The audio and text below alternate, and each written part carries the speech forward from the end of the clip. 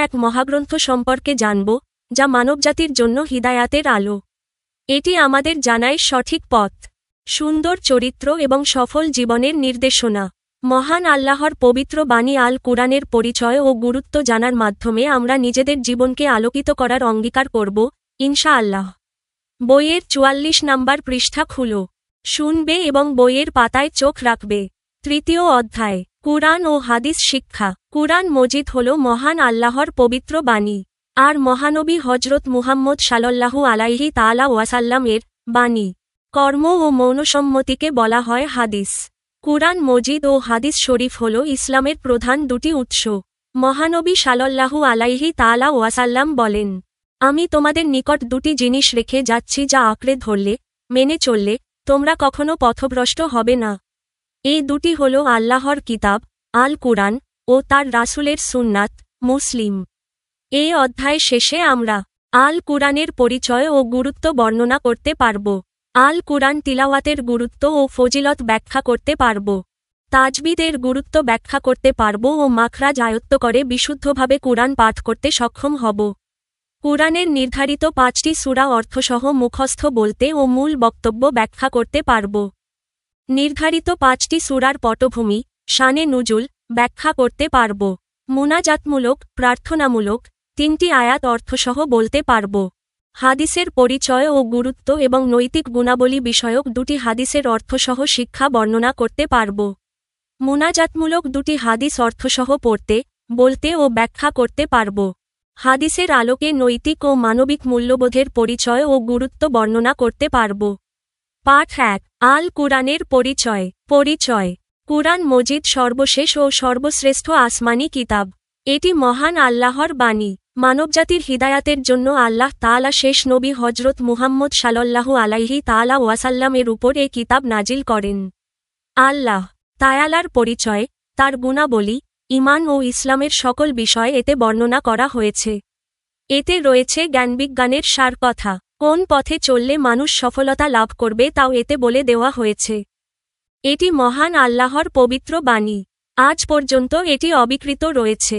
কেউ এর একটি নুক্তা, অক্ষর, শব্দ বা হরকত পরিবর্তন করতে পারেনি, আর ভবিষ্যতেও পারবে না, কেননা এর সংরক্ষক স্বয়ং আল্লাহ তাআলা। কুরআন মজিদ অবতরণ। আল কুরআন সর্বশেষ নবী ও রাসূল হজরত মুহাম্মদ সাল্লাল্লাহু আলাইহি তাআলা ওয়াসাল্লাম এর উপর অবতীর্ণ হয়েছে। এটি লাওহি মাহফুজ বা সংরক্ষিত ফলকে লিপিবদ্ধ রয়েছে।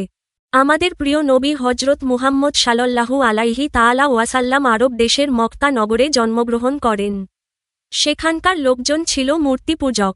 তাদের মধ্যে প্রায়ই মারামারি, কাটাকাটি ও কলহ বিবাদ লেগেই থাকত। মহানবী সাল্লাল্লাহু আলাইহি তাআলা ওয়াসাল্লাম এসব পছন্দ করতেন না। তিনি ভাবতেন যে সকল মানুষের একজনই সৃষ্টিকর্তা রয়েছেন। তার দেখানো পথে চললে সমাজে কোনরূপ অশান্তি থাকবে না। এজন্য তিনি হেরা গুহায় ধ্যানমগ্ন থাকতেন। ৪০ বছর বয়সে তিনি নবুয়ত প্রাপ্ত হন। আল্লাহ তাআলা ওহীর ফেরেশতা হজরত জিবরাইল এর মাধ্যমে তার নিকট আল কুরআন নাজিল করেন।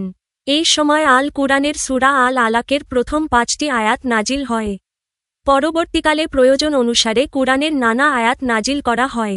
এভাবে মহানবী সাল্লাল্লাহু আলাইহি তাআলা ওয়াসাল্লাম এর ওপর দীর্ঘ ২৩ বছরে পবিত্র কুরআন সম্পূর্ণরূপে নাজিল হয়।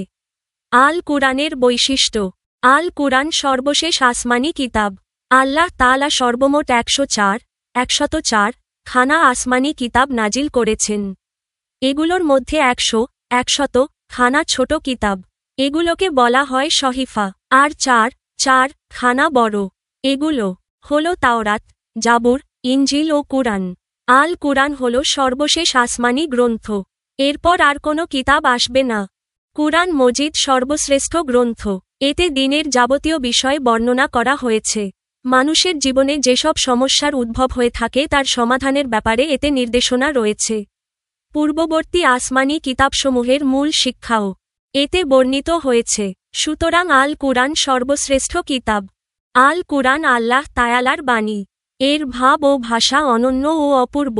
এটি মহানবী সাল্লাল্লাহু আলাইহি তাআলা ওয়াসাল্লাম এর সবচেয়ে বড় মুজিজা। কেউ এর ক্ষুদ্রতম সূরার সমতুল্য কিছু রচনা করতেও সক্ষম হয়নি এবং ভবিষ্যতেও হবে না। আল কুরআনের গুরুত্ব।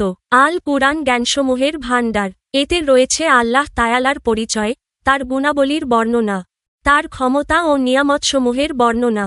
আল কুরআনে মানব সৃষ্টির অবস্থা বর্ণনা করা হয়েছে।